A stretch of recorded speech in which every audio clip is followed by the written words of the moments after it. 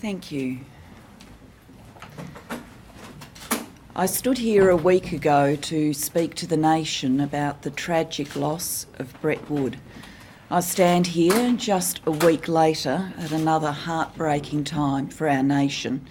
We have had news overnight that we have lost two very brave young men in Afghanistan. One 25-year-old, one 27-year-old, very young men. They were lost in separate incidents. The 25-year-old young man was lost in an incident where he was shot by an Afghan National Army soldier. In the second incident, a Chinook helicopter has got into difficulties and we have lost a 27-year-old Australian Army officer. The families who have lost these young men are in the depths of mourning today. They've asked us to respect their privacy at this incredibly difficult time. And in those circumstances, they've asked us at this stage not to release the names of the two young men involved. However, whilst we absolutely respect their need for privacy, we can at this time convey to them our heartfelt condolences. The nation will be thinking of these two families today. They will be thinking of them with warmth. They will be sending their sincerest, best wishes at this incredibly difficult time for these two families and for our nation. I, as Prime Minister, on behalf of the Australian nation and standing here in the Australian Parliament on behalf of this Parliament, send our sincere condolences to these two families in the depths of their loss. In relation to these two incidents, the first occurred yesterday evening at a patrol base in the Chora Valley. A member of the mentoring task force was undertaking guard duty in a security tower. He was shot by an Afghan National Army soldier who was also manning the same security guard tower. Despite receiving extensive and timely medical assistance, the Australian soldier subsequently died.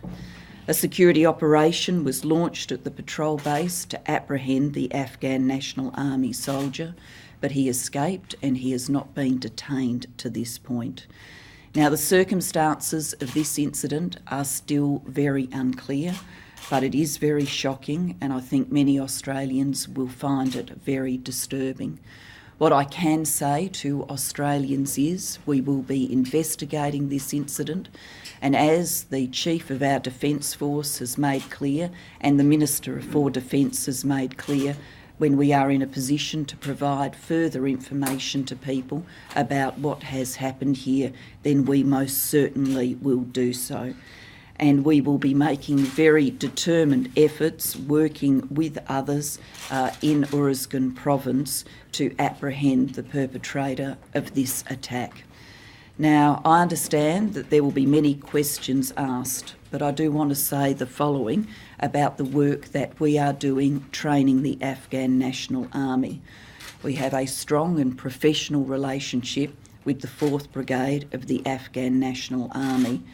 We have trained and mentored hundreds and hundreds of 4th Brigade soldiers. We partner with them in patrols throughout Uruzgan province, and they are becoming a more capable and professional force. This work is vital to our mission in Afghanistan. Indeed, we cannot succeed in that mission without doing this training. We are working towards the goal of Afghan forces being able to take over security leadership of Uruzgan province and to provide security for their own people. So the relationship between our soldiers and the soldiers in the Afghan National Army is one of the longest running in Afghanistan, and this is the first incident of this nature we have faced. The commander of the 4th Brigade, General Khan, has expressed his shock and his outrage at the attack.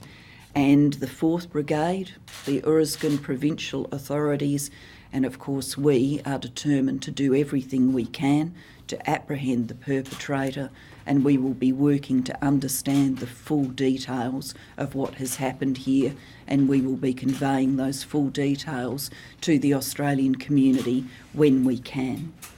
In the second incident, an Australian Army officer was killed when a helicopter undertaking a resupply mission crashed. Once again, we don't know the full circumstances as to what caused the helicopter crash. The 27-year-old officer was a qualified pilot. He was not the pilot of the helicopter at the time. He'd served in East Timor and he'd been part of Operation Flood Assist in Queensland when helicopters were so relied on to assist Queensland communities at such a difficult time. 5 other ADF personnel were wounded in this incident. Their condition is satisfactory.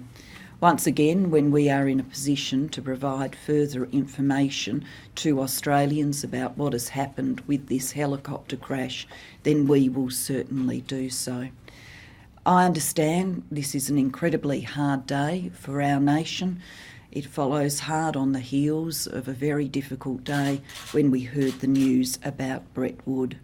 I understand that Australians will be feeling the burden of this today. They will be feeling the sadness that goes with the loss of these 2 brave young men, and they will be thinking about the burden being borne by the families involved. We've stuck together on difficult days. I'm sure we will stick together on this very difficult day. And whilst we feel the weight of this, our determination to see the mission through in Afghanistan must continue. I am determined that we see the mission through, and we will keep working to do that in Afghanistan. We should also keep in our thoughts the fellow members of the Australian Defence Force who would be bearing the burden of this news as well. For many of them, this is another very tough day, and our thoughts are with them. I'm happy to take